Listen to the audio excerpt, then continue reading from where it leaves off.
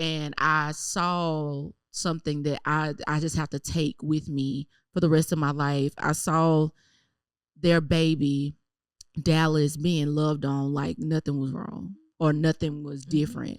And it wasn't a pity love. Like this type of love was not out of pity. Like, oh, I gotta do this. Oh, I gotta roll him around, or I have to feed him.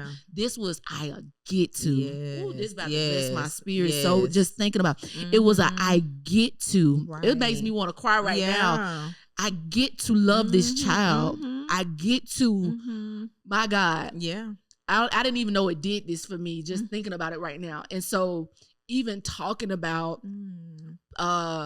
children, adults with special needs, it's like when I think about parents, it's like sometimes it's like, oh, it's got to be so hard, which I'm not taking that away. Like it's a different type of responsibility, I would say. Right. But to see that, just the sense that Dallas knew in his mind, he may not can communicate it, he may not can speak on it, but the way he maneuvered, you can just tell, oh, I know I'm about to be taken care of. I know I'm about to be loved on. I know, you know what I'm saying? My sister told him, like, oh, his daddy don't keep him in that wheelchair. He carry him, he love on him, he hold him. Like, it's just different. And so I also think, even as I'm saying this, having that responsibility also teaches you how to love deeper. That's it. Like what happens when this is so good? This is the love of God. This is true. What happens when my child can only appreciate me from a level of receptive, the receiving the love,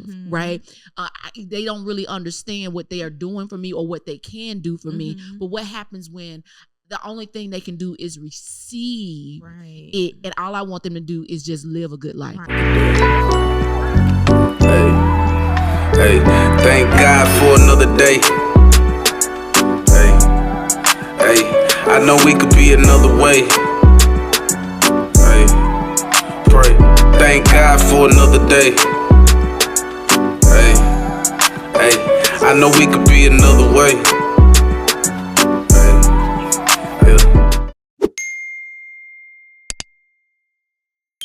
Hey, hater blocker stone, the hater blocker stone. I got my hater blocker stone, the hater blocker stone. I block my haters. I block my haters. Hater block. I block my haters. I block my haters. Oh, cheetah print too. Cheetah print too. It's gold on the side. It's gold on the side. Hey y'all, you already know what it is. It's Jessica S. Smith, and you have entered the safe space where influencers decompress, have fun, and guess what? Just ask. Desiree, you over there? Hey girl. Hey girl. Hey. How you doing? How you doing? How you doing? I'm doing good. Hey y'all. Your name is Desiree. It's Desiree. Danielle. Not with a Okay. Of course you can't see her. And you know, when you can't see her, that means that we have a special guest. But you know, we are still processing and opening ourselves up to, if you just want to sow into Desiree, because obviously she ain't gonna listen to me. Sow into Desiree so she can have what she needs, so she can be seen at all times. Because y'all come to me about it, and I'm like, I can't do, like, she doesn't allow me to help her in that space. And I'm limited on the resources that I have, so I need y'all to help me, help you, help me, help her. Okay? Appreciate it. You appreciate Thank it? you. But at least they can hear your beautiful voice. I'm here. I'm glad and I had to to be fuss here. about that. One more time. Are you glad to be in the service? I'm glad to be in the service. I'm glad one to more be time. in the service. I know y'all in there like that. I'm glad to be in the service. Glad to be here. Some of them old church songs we got to go back to. Man, they touch the root of your heart. You know, and you ain't, if you ain't really lived nothing, you really didn't understand what they was talking about. But now I done lived, almost 38 years of my life. Now I can reach back and be like, oh. Yeah. It come out of nowhere. Like today I was singing, what a friend we have in Jesus. Yes. All our sins and griefs to bear. What a privilege to carry everything to God in prayer. So what a privilege. Listen, when I was just singing it, And I ain't know why I was singing it, and it almost sent me straight up to the third heaven. You hear me? But when they used to sing, and it's so beautiful. Like, so, what's that song? Y'all let us know. What's the song that gets you? You didn't understand it back then. But now you will take off in a church. No. The church has no is not okay. It's not gonna be okay after you tear it up. Okay, y'all let us know what song that is for you. But listen, y'all already know what it is. Like I said, when Desiree is not on the screen, that means that we have a special guest. And when I tell you this guest is very special, this guest was definitely sent by God. So recently I posted on my Facebook page and I was like, hey, are there any Birmingham business owners that is looking that would like to partner with Jess Ask The Podcast? We needed a space. I don't like to just sugarcoat things or whatever. We needed a space. And we're all looking for that space of saying, God, what do you want us to do? The Lord said, put that post out. And so I did that. And this lovely young lady, so beautiful. She is so beautiful and is connected to another beautiful young lady that is a family member here, Kayla Inman. Shout out to her, the model maker. And she posted her name and she tagged her and she responded quickly. Somebody say respond quickly. Respond quickly. Hey, I felt that in all that spirit. She responded quickly and we got on the phone because one of the things I don't like just to do business with anybody. I don't want Just Ask to be just in anybody's space. We are very protective of where we go. Okay, we're very mindful of it. Did it make sense? Did it make sense for us to do this and why, right? And sometimes you don't get the why automatically, but you get confirmation through something that this is it. And so this young lady allowed us to be in her space to record today. And why wouldn't we have her as a guest? Yes. Like, she is very anointed. I can already tell she's a ball of beauty, a ball of beauty inside and out. And she's also, I would consider this the beauty industry, y'all. She is the owner of Epiphany Hair Fashion Boutique. And y'all know, I don't just amp nobody's place up. But listen, this place is beautiful. Okay, it is beautiful. Not only is she a business owner, she is a wife. She is a mother. She is a sister. But most importantly, she is a woman after God's heart. And so I present to some and introduce to others, Mrs. Anquinetta McNeil. Welcome. Oh, that intro. Oh my gosh. That sounds so special. Girl, tell them why I got my hater blockers on, girl. Tell me, is this something we can get at Epiphany? At Epiphany. Yes. She got hater blockers on. I got hater blockers on. We just wanted you to know that we in here. We in here. But I can't see right now, so I'm gonna take them off. So it's just, I'm gonna take them off. Yeah, we gotta be able to see. Welcome. I'm gonna call her Netta. She gave me permission to call her Netta. Okay, and not to get her confused with any other Netta. Not to get her confused. Beautiful Miss Netta. How are you today, Miss Netta? First of all, I want to tell you thank you for opening your space. Thank you so much.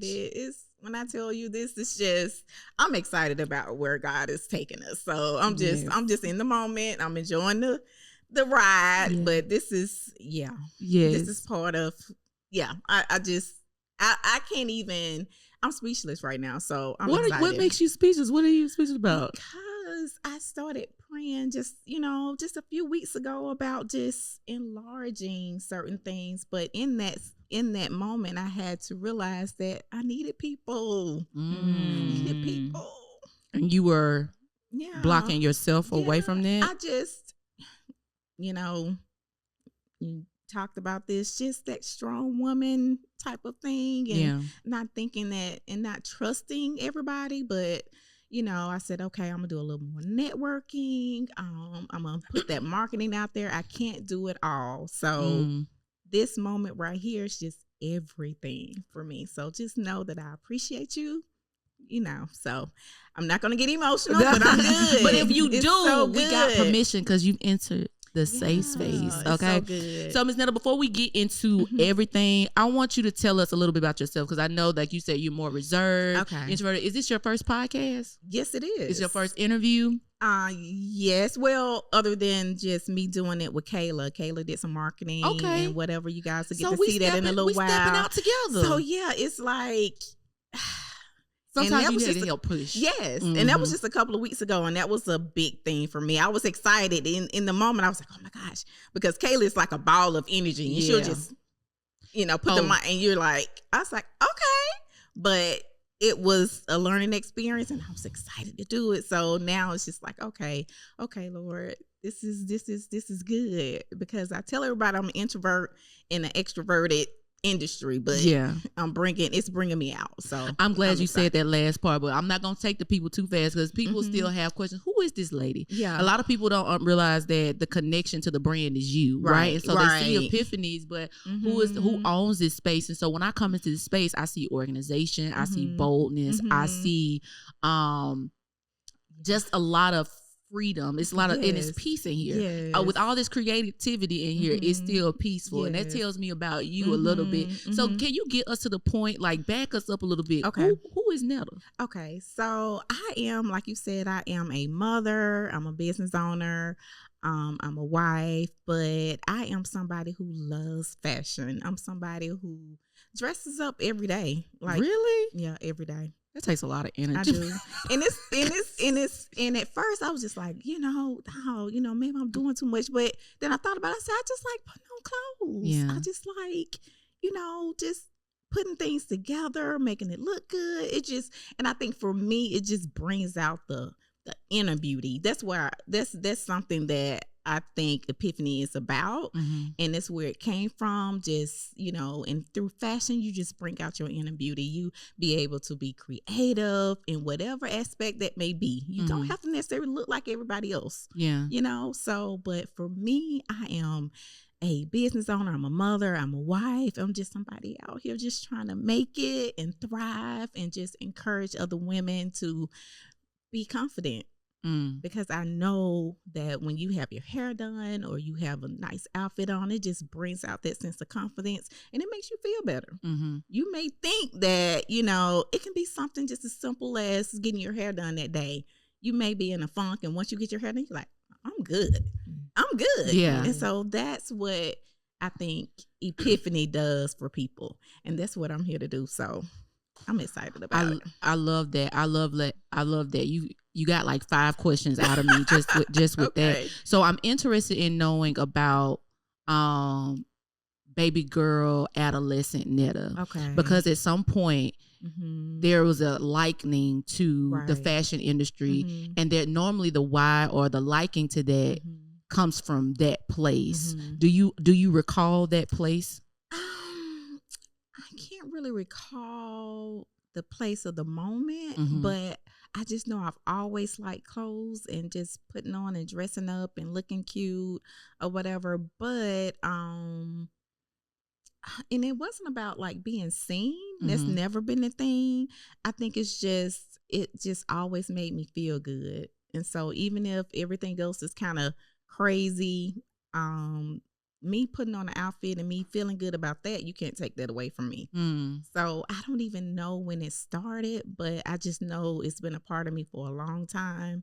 And so I think it's just, it's just a characteristic that I just learn to embody. And so I don't know. I don't know when it started, to be honest. I really can't. Was your mom, dad like that? Oh, well, I will tell you this. Okay. Now, my dad was one of those that, had his pants pressed, back in the day with the crocodile shoe. Did he iron his underwear? Oh my gosh. Everything had to be, the pants that will pop open because it's pressed to the T. And he wore shades everywhere. What? He was one of those. So he was very cool. My mom, she's very color coordinated. She likes like her bracelet, and that's probably where I got that from.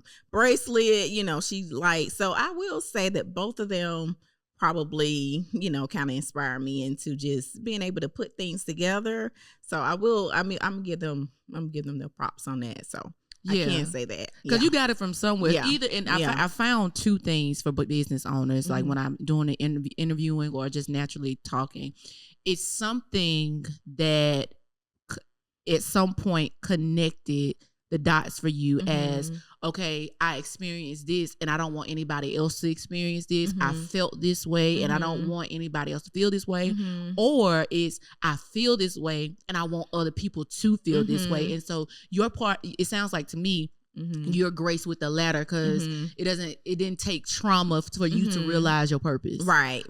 And normally we hear that, and I think sometimes we look for the pain to give us the prosperity, but sometimes the good things are the things that's like, oh, I can look at that and just say, oh, this is what I'm good at. I can nurture that. So let's go into something you were talking about earlier with Epiphany. First of all, let's not even skip over the name. Epiphany Hair Fashion Boutique. We're going to break that down because Epiphany, we understand the word, but I've never heard a business called Epiphany. I don't know what I would think it was, but Epiphany, and then you got hair fashion and then boutique. So we got to break that down because my viewers know I don't wear no clothes. I get stressed out shopping, okay? Yeah. So let's break that down. How did you come up with the idea of Epiphany? Okay, so initially I wanted a hair supply store. Okay. Because I know, as Black women, we buy a lot of hair. We buy a lot of hair products.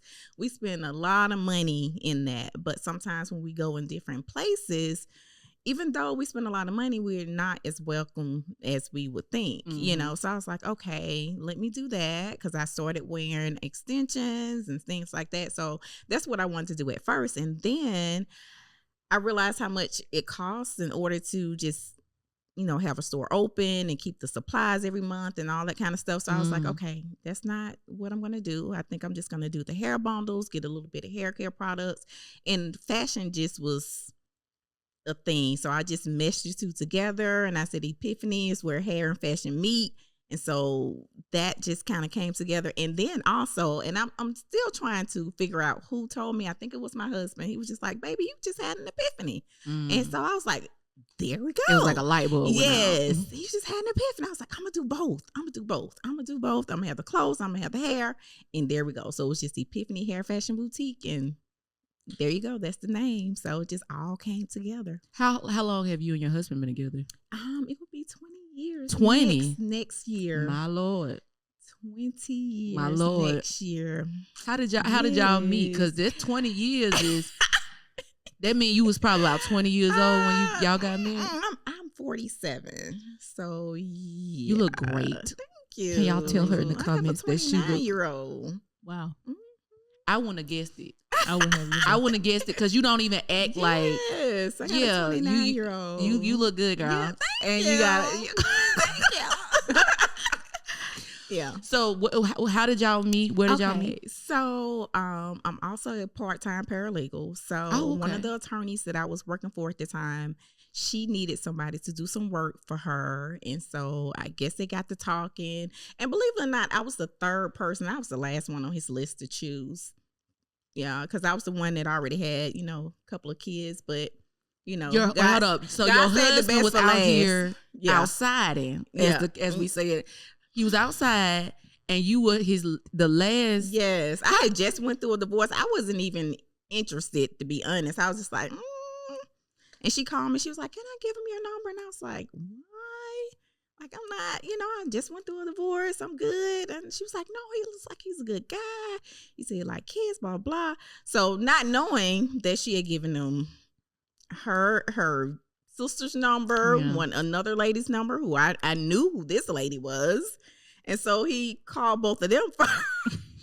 So the lady, first of all, let's back up. The lady was giving out numbers like she was passing out candy. She gave him 3 options. Lord Jesus. She was trying to help him for real. She was. So it was crazy, but I was his last choice, which, I was like, okay. So let's not miss this point. On your good thing.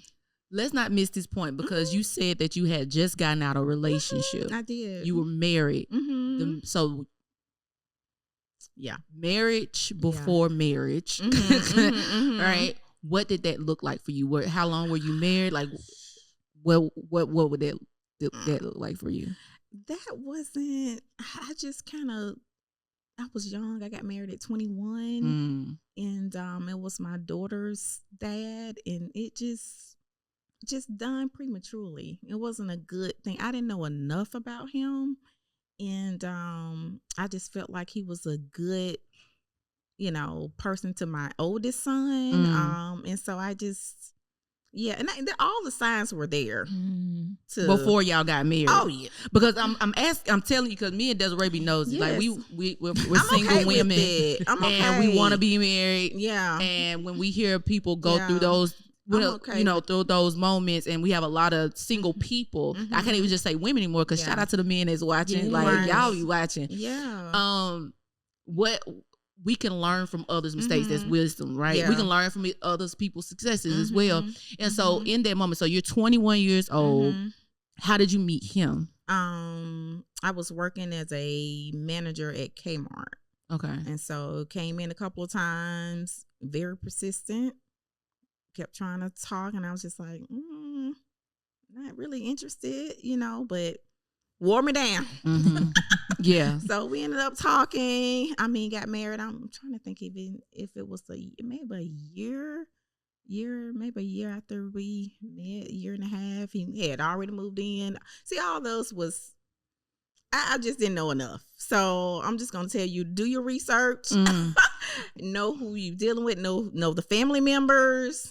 I mean, because once you get married, you're married to the family too. They make a very big impact on what goes on. So, but just young and didn't know any better. And even though my mom and dad were married for a while, they had gotten a divorce, but I didn't know. I just didn't know. Yeah. So, just made the wrong decision. But out of that union came my daughter. My daughter's special needs, but she's the joy of the family. So, oh wow, you're uncovering some things. Yeah, you're uncovering some. Yeah, put a pin in that, because we got to go back to that, because this is also what makes you a businesswoman, So the biggest thing for me is that when we talk about your current marriage, then we back it up and talk about your prior marriage. What the connection that I'm making is, for one, you did not give up. Like, you didn't give up on love. And a lot of people I'm finding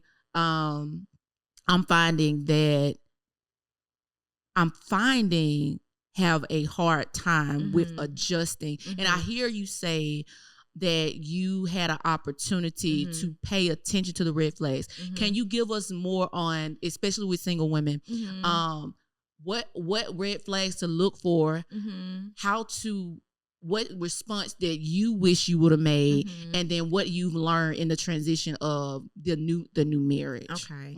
I know that was a lot, but it's kind of like flows into one. That's good, because that's definitely something that I think needs to be said. For one, like I said, do your research on who you're trying to pursue, like, or who's pursuing you. Like, know their real intentions, because I think that in the beginning, I really think my ex-husband just needed somewhere to stay. I mean, seriously, I ain't trying to put his business out there, but that's how I started out. And so it's just wait, hold up. I'm serious. She just there's people out there real. that lives at home with their mom. Desiree. I'm not trying to be funny. I'm serious.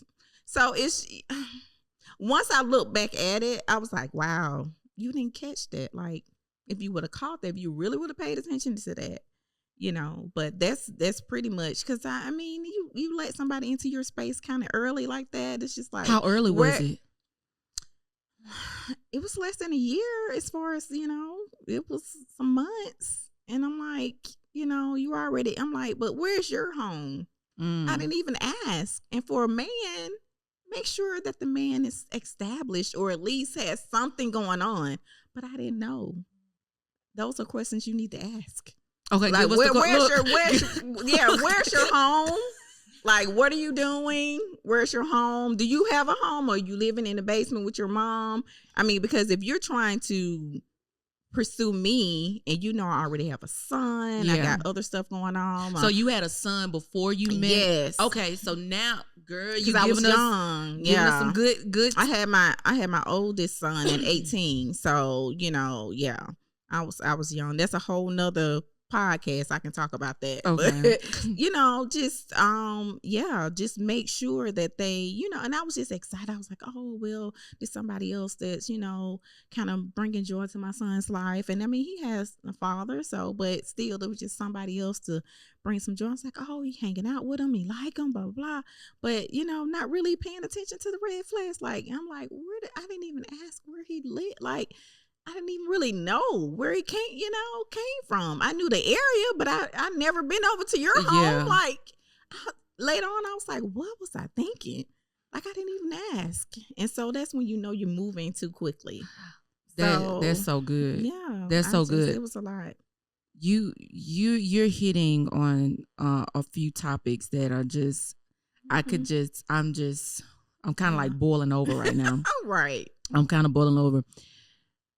Dog, your story is good. It's a lot. But, okay, so when we're thinking about red flags, so a partner, okay, what do you have for yourself? That's basically what I heard you say. I need to ask myself, what do I have for me that I could add value to the next person? Man or woman? Yes, man or woman? Definitely. Just generally speaking, because it's like us as women too, we have a responsibility to do for ourselves and have something for ourselves. And then we are applicable. Help me, if that makes sense. And so I love how this story is flowing. I'm getting chills just digesting. So I know we said that's a whole nother podcast, but now you're telling me that you are a teen mom, right? What was that like for you? I know people have different circumstances. Did you have help? Did you have a community? What do you wish that you've done differently, or what taught you in this moment as a what am I trying to say? In that moment, what did you learn then that still impacts you now? Okay. Well, I did have a community. Well, I'll just say my mom was there for me. It was 6 of us. And so when I had him, I had just graduated high school. I had a full scholarship to Talladega. I was going to do pre-law. Like, I had my life, like, planned out. I'm one of those that, hey, I like to plan. I'm going to plan it. I had it planned out. And so when I found out I was pregnant, I was just like, oh, no, that's not me. I was actually in, like, I couldn't believe it. I was like, this is not me. Yeah. I really didn't find out I was almost, like, 5.5 months. So you was little. I was, because I was a cheerleader in school and all that. So just went to the clinic, found out, was boohooing, eyes red, still in disbelief. Like, this is not me. Like, I got my whole life planned ahead. Like, what? So in that moment, I've told my mom. Told my mom, she just couldn't believe it, because I'm like I said, I had my whole life planned out. So decided to, hey, I'm too far along at this point. Yeah. So got to keep them, So decided to do that. She asked me if I wanted to have him and then just go straight to college, because he was due in August. So I almost could have done that, but I knew she had already raised 6 kids. And I'm like, that's unfair to her. Yeah. Like, that's not right. But when I think back, I was like, could I have done that though? Yeah. I probably would have been in a different space, because I wanted to be an attorney. That was my thing. That was my goal. Even though I'm a paralegal and I've been there for 20 something years, my goal was to be an attorney. I always wanted to do that. So I was like, but I did have my mom. She helped me out. And so, it was hard. Because I'm like 18 and I really didn't know. I knew a couple of girls who had babies early, but for me, it was just a total shock, because I was an honor student, cheerleader, just typical, just somebody you wouldn't think that would. Yeah. Yeah. So it surprised not only you, but it surprised others around you. Oh, yeah.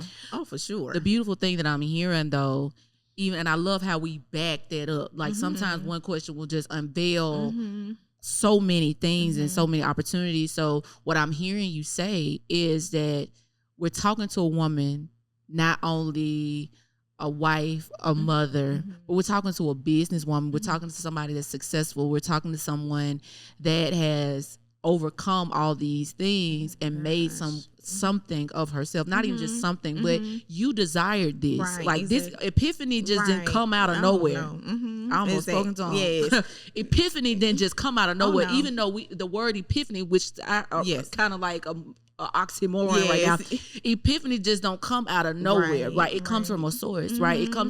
Epiphany is like when I think of it, Jessica's definition of it is like all of a sudden you come up with an idea or something makes sense. And so even with you, this is so good, even with you naming this store, I think it also has to do something with your lifeline, like your build up to where you are now is like, oh, it had to make sense, right? Or it's got to make sense, or my lifestyle or what I've been through has gotten me to this point. And another thing I think that's important to point out about your life is that we do have people that got pregnant at a young age or whatnot, or have a lot of children, or speaking of a lot of children, my girl Felicia. Child, I'm gonna have to have her on the pod one day because the girl is bad. Her story is beautiful. She too has, experienced divorce. She too has several children that she's managing, but she's doing the doggone thing. Like I'm just so amazed at it. And sometimes we can utilize those responsibilities as hindrances to what is supposed to come out of us. And what I'm hearing you say is that although I experienced this, although I witnessed this, I still got what God promised me. Because you thought, you were supposed to be an attorney, but what if that was an opportunity for God to say, you can still be in this field, but I got something else for you to do, something else I want you to focus on. That is so beautiful. So speaking of that transition, that gap, what is something, I know you said, I wish. What is something that you learned then that you say, okay, I can take this now and flip it? Like, what's that thing? Because as business owners, you're a business owner. What I'm learning is you can look at something and just flip the outcome because you're like, oh, I've seen this before. For me, I guess it would be, I guess one thing would be to just believe that you're still good enough. Ooh. That's all right. Hold up. I'm about to pause her. Did you hear what she just said? I did. I'm taking it all in. I'm taking this because that was for me. But go proceed. Yeah, just believe that you're still good enough because you can, you'll think, I'm a girl who grew up in the projects, had a baby at 18. And so you would think, okay, I got all these things that society put on you and make it seem like, oh no, she's not gonna do anything. Look at her. Look where she came from. I mean, come on now. She was 18 with a baby. What's going on? She's 21, and after a couple of years, she divorced. Now she has 2 kids. Even though I waited, my daughter is, I guess, about almost 7 years, younger than my oldest son, but still it was just, you still have to, you kind of battle those internal feelings like, wow, look at all that. Yeah. But I was like, you know what? I'm good. I'm still good enough. God can still use me. Like it's not the end of the world. It's not, even though it felt like in that moment, I totally felt like it was, I thought my life was over. I was like, a baby. Yeah. Even when I was going through divorce, I was like, man, I'm still young now. I got 2 kids and I'm going through this. And how old were you when you divorced her first? Let me see. It was 2003. I was 20. Let me see. Oh my gosh. I knew how old I was. Let me see. It was 2003. So we're talking about 21 years ago. I was 25, 26. So you were in 26, the marriage like 4 or 5 years. Yeah, I was married 5 years on paper. Yeah. 5 years on paper because I wasn't, we were not together for like a year. Can we talk about that real quick? Mm-hmm. I think there's a space to talk about that. Mm-hmm. divorced on paper. Right. What that looks like. So does that mean that you guys were separated? And I'm not trying to hound up, but I think that some people think that they're by themselves in certain situations, and it's like, oh well, I'm still with my husband, but we don't live together, or I'm still married, and we're trying to figure it out. Right. What did that space look like for you? Like, we had separated. Okay, I would just say after a couple of years, I even before I knew I shouldn't have walked down the aisle, but your pride. You've told these people, you told your family, you've already planned something. I mean, I wasn't even in a space of where I can really afford to have the wedding that I had. Like, all the signs were there. So, fast forward to a couple of years, it just wasn't working. Like, I was used to working, doing my thing. And if you're mad at me because at the time I was in school to become a paralegal, I had became an assistant manager at Kmart. So I was making good money and I was doing really good. But if you're my husband and you're mad because I'm the assistant manager, going to school, juggling these things, you're feeling out of place because, you're mad. You get mad at a job and you quit and, and I'm looking at you like, okay, let's get that temper together because we got bills to pay. We got stuff to do. Yeah. Like, don't quit the job and you don't have anything else going on. Like, who does that? So those were things that I kind of juggled with, in my first marriage. And I was just like, man, this is not going to work. And then the mouth, the calling out the names, I was like, oh, I said I wasn't ever going to do that. So when it got to that point, I was like, because it took me out of my element. And I was like, So, those 5 years, we separated. Once we decided to permanently separate, I started looking and I was ready to file. Like, I think it was November. It was around Thanksgiving because I remember I think somebody had broken into our home. And I was like, I'm leaving. You go where you're going to go and I'm going to go where I'm going. And that's it. And it was, that was so toxic, but I'm not going to even discuss that. But that was my time. And then I ended up filing. I think I filed maybe February, March. I had already got my apartment. It was me and my kids. I was good. And then I think we were officially separated maybe 6 months later, maybe September of 2003. So, it was less than a year. I mean, after we left each other, we didn't go back and forth. I was done. That was it for me because I already knew. Yeah. I kind of knew it going in, but like I said, it was the pride thing. And I was like, oh no, it'll be okay. Yeah. It wasn't for me. This is so good. So in that marriage is where you conceived and birthed your daughter. My daughter. And how old is she now? She's 22. She's 22. You mentioned earlier that she has special needs. What does that mean? She is okay. So it's a chromosome disorder, and when we did the genetic testing, whatever the blood or whatever that was came from my ex-husband. It was something rare that he had. So I don't know. I know that the 12th chromosome didn't have enough matter to make it like, didn't have enough matter, and the 13th had too much. So it's like maybe we're thinking the 12th chromosome, part of that attached to the 13th. So I just call it a chromosome disorder, and with that, she has a developmental delay, speech delay. As far as her just, reading and writing is something that she can't do. She's more of a visual person. Okay. She can, write RJ for her name. But other than that, but it's a developmental delay. And on paper, I just call it a chromosome disorder. Okay. So she's not autistic because she talks a lot. She's okay. She ain't got no problem communicating. She's a social bee. Okay. Everybody, if you ever get to meet her, you would know she loves music. When she's here, she takes over the candle with the music and she plays everything. She even have her t-shirt line that says "No singing, please," because she tell people "No singing, please." And I'm like, how you telling people no singing and you like to sing and play music? So yeah, but when I tell you, that's my baby. I don't play about Regine. Everybody, I don't play about Regine. I don't. Like, that's my heart.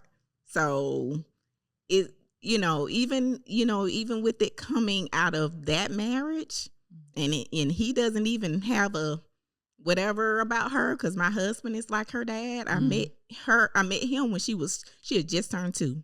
So she only knows my husband. Oh, wow. And she called my husband her heart. So she said, it's my heart. And I'm like, that is something. So it's her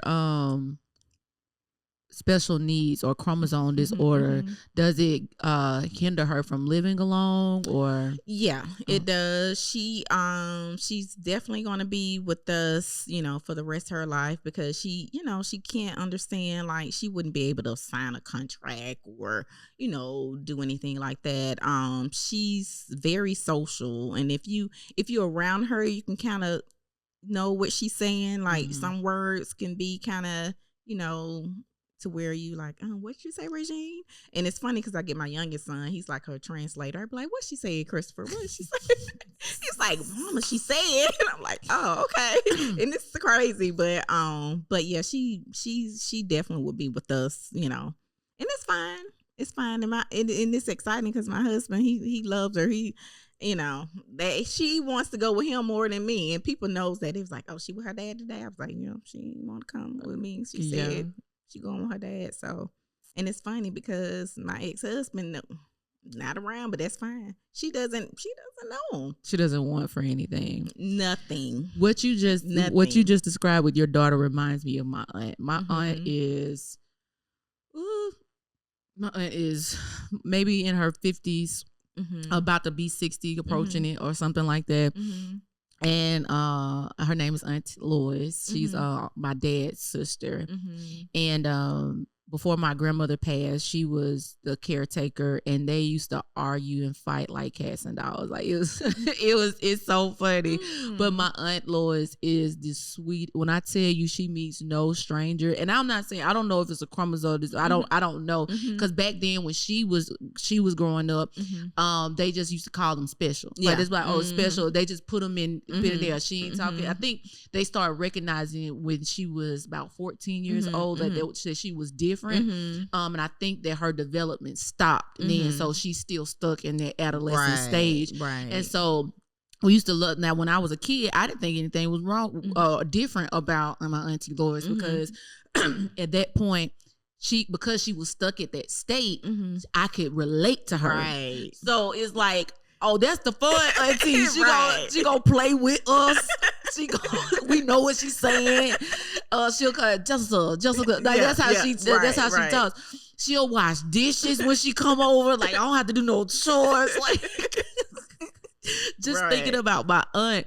But as we develop and now we get past that point, I'm recognizing, okay, she different. Yeah. And she still stay with grandmama. Can somebody tell me what's going on? Exactly. But I wouldn't trade her for the world. Like, she's a ball of joy, and I think that having her in our lives gives us an advantage. It gives us advantage because, for one, it develops your heart for any type of person, right? It doesn't limit you on communicating with anybody, because she'll sit there and talk to you like she known you for years. Like, she is big on time and what time you gonna do this or what time you gonna do, and she'll remind you. She's a personal calendar. It's just, she's very special. But I think as even thinking about her right now, and the opportunity I have with her right now is opening my heart to what I can learn from her through a communicative standpoint, and how I can be pushed beyond my limits, because I do have an opportunity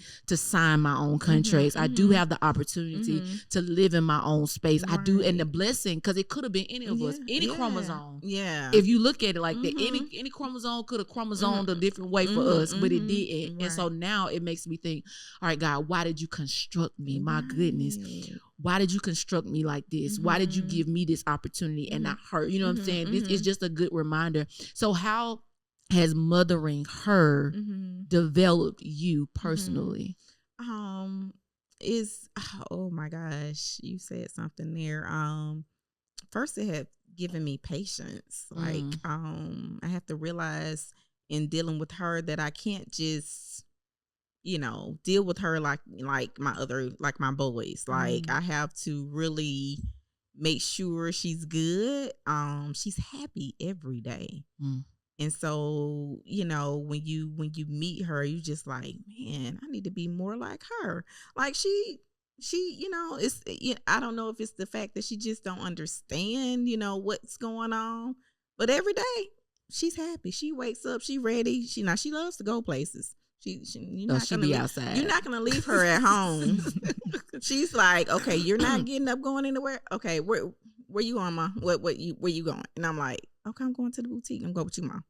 I'm going with you, because she don't want to be at home. And she goes to this place called Unless You, a few days a week, just to keep her, active or whatever. She's normally here with me on Thursdays. But Unless You, is that like a community center? Yeah, it's for special needs, adult special needs, and it's in Vestavia. So, and I tell anybody, and then just to give her just a little shout out, they call her Regine the Queen. Oh, and that was because she was the first special needs homecoming queen at Vestavia. Oh, wow. So that was a moment to where I was just like, she's so sweet. And I'm just to have a good community of people that loves your daughter as she is. I was just, it's good. She just brings me so much joy. And so even it some days it can be like, okay, Regine, because she want to know everything. She's gonna ask you a million questions, and she's gonna ask you 10 times, and you can't tell her something and think that you're not gonna follow through with it. Listen, no, ma'am. That sounds exactly like my Auntie Laura's. When I tell you exactly, exactly like my Auntie Laura's. You say you going somewhere. What time? You say going? Where we going, Ma? Like, oh, okay. Keep you on your toes. Yes, for sure. But she has taught me the main thing is just patience, and then just to be happy, because she's joyous every day. Like, she wakes up, she's ready, she's smiling, she's good. I'm just like, wow, we need to be more like Regine. She good every day. Yeah.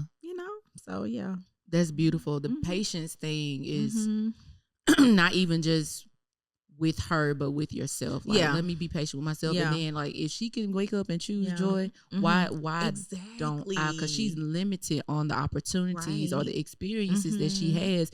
But now I'm sitting here mad because of an experience or because of an opportunity or because, you know what I'm saying? And I just love, I got to shout this young lady out. I call her Mook, but her name is Latanya. I can't even think about her last name, Marshall. And her husband, her husband has this, I don't know if it's considered special needs or whatever, but I don't know if it's something happened to chromosome, but her baby's in a wheelchair and all that good stuff. But I experienced them for the first time. I grew up with Mook, like being like a big sister to me. And so I hadn't seen her in a while, so I went to this event that they were having, and I saw something that I just have to take with me for the rest of my life. I saw their baby, Dallas, being loved on like nothing was wrong or nothing was different. And it wasn't a pity love. Like this type of love was not out of pity. Like, oh, I gotta do this. Oh, I gotta roll him around, or I have to feed him.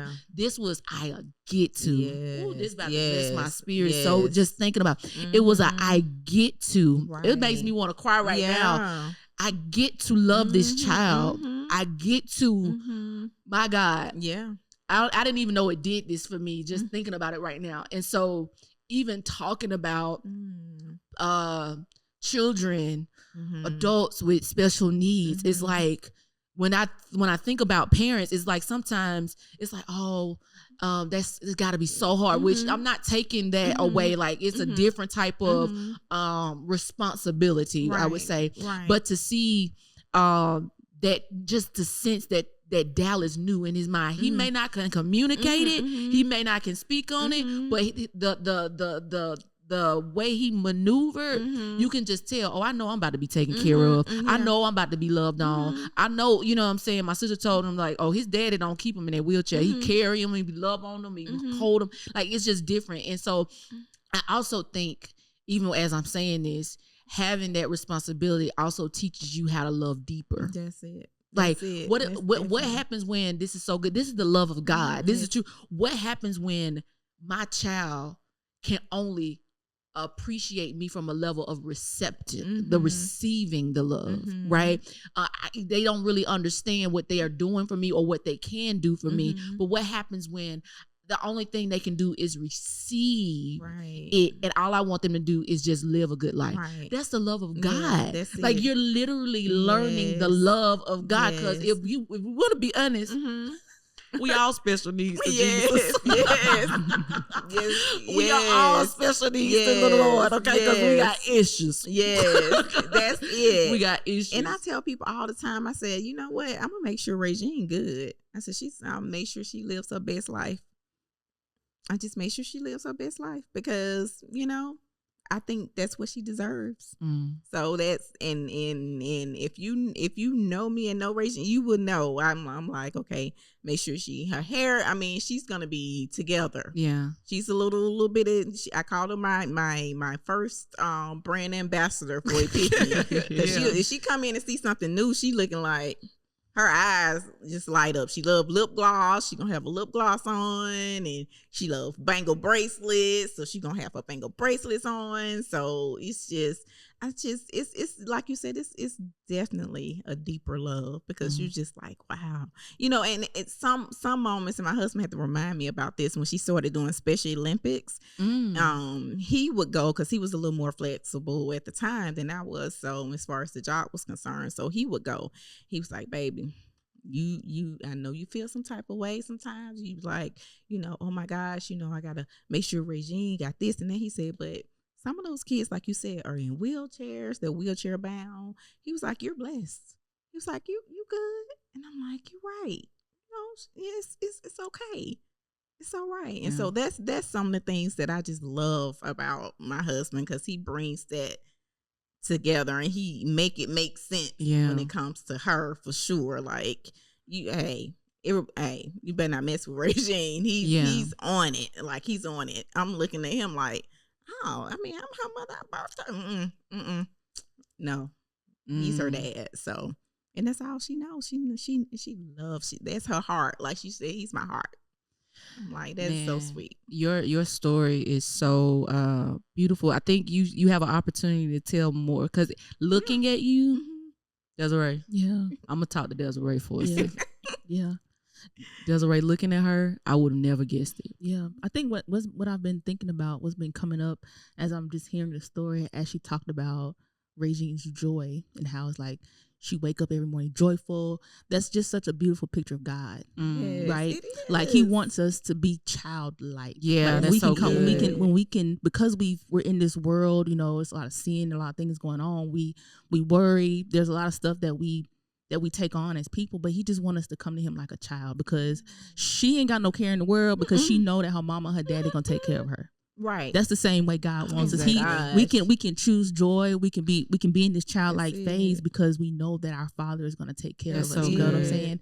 And the only reason why they may know something is wrong with them is because the world has a standard of what is normal. Come on. God don't make no mistake. That's right. Not none. He don't make so to Him. She's perfect. That's right. And not only is she perfect, He trusts you. Come on, Desiree. He trusts you to care for her because He knew that you were going to handle her with care like He does. You know what I'm saying? And I think that's the opportunity that we have when we hear stories like that is to really just take a step back and be like, man, the way I've seen things, it's so different. Like God is love. And this, man, I'm just like, man, this is so beautiful. Like I want joy too. Like listen, I want to meet Regine. Listen, I want to meet Regine. Yes. Listen, this has been. I think there's more to you, and right now, it's surface level because you're introducing yourself through this podcast to the world, the World Wide Web. And I'm just sharing stuff like it's okay. It's a safe but it's space. All right. It's a safe space, and this is only the beginning for you. I think there. Okay. I even think there is more to present out of your story. So I wouldn't even be surprised if a book came out of this. Your story. Some people forget that it says we thrive off other people's testimonies, right? Basically, so we get the growth and development opportunity through something throughout your story. And so I think there is a grace for you in a special area. Loving Regine, that's all I could think about. You've gone through a lot of different things. You've gone through divorce. You've gone through adolescent pregnancy. You've gone through a lot of things, and out of everything, you birthed Regine, and now you get to learn from Regine, being her mom, being able to develop her, and now not only being her mother, but being a businesswoman and allowing her to see you thrive as such. You know what I'm saying? A lot of people take that opportunity and say, oh, well, I got to put everything and not utilize the village, right? Your husband being able to love on her and develop her with you gives you the opportunity to still live in your purpose alongside of being her mother, being a mother, being a wife. Man, there's so much strength in you and so much strength in your story. I cannot wait to see you 5 years from now use that as a catapult. Like, it's almost like I see you launching in the next 5 years of just being somebody that you like. You didn't, thank you, Holy Spirit, that you didn't give yourself permission to be. And so now from this day forward, you are permitted. Oh, wow. You are permitted to be just that and just what God wants you to be in that moment. And so that's what I've learned from you in this space. And so although I've learned a lot from you and we've talked a lot, one of the things that we love to do here at Jess Ask and how we end things is final thoughts from our guests. So if they didn't hear anything throughout this process, throughout this interview, what is one thing that you would want to leave with people? Self-love is the best love. That's I'm coming to grips with that. Like, loving me and who I am. And I know there are a lot of things that I feel like I need to change, but deep down inside, I'm okay with me. You know, so just make sure you're okay, and whatever you need to do to change that, do that. Don't think that I'm just gonna be in this place. It's just how it's gonna be. You know, therapy, whatever. Because I just started back to therapy, and I'm like, that's part of my self-love journey. So I think that self-love is the best love. It's like the foundation of who I am. Yeah. So self-love is the best love. It's just my final thought. So man, y'all, this is so exciting. I think God is giving us an opportunity here, Desiree, to really not only provide a safe space for those who know they are influencers, but to remove the veil and expose the influencer in people. You don't know who you just touched with your story, Netta. So I am appreciative that this was a space that God allowed you to share it and expose it. And don't be surprised when you get more opportunities to be on panels and all that stuff. Like, because people need this. People need to know that you are here. And now they know. Now they know. Not only do they know that you are here, they also know that you have a wonderful boutique, Epiphany Hair Fashion Boutique here in Trussville, Alabama. Can you shout out the address real quick? Yes, it's 5018 Pinnacle Square, Suite 106. I'm at the Pinnacle Mall, in between Finish Line and Chico's. So, and it ain't nothing ratchet about this place. When I tell you, the elegance is all in here. It's all in here. Thank you so much, Ms. for Netta. Having me. Thank you so much, my gosh. Desiree. We winning. We keep winning with our guests, man. We keep winning with our guests. Come on, y'all show Ms. Netta some love. We're gonna have her information in the description. But remember, until next week, until next time, remember, life could be much more simple if you just ask.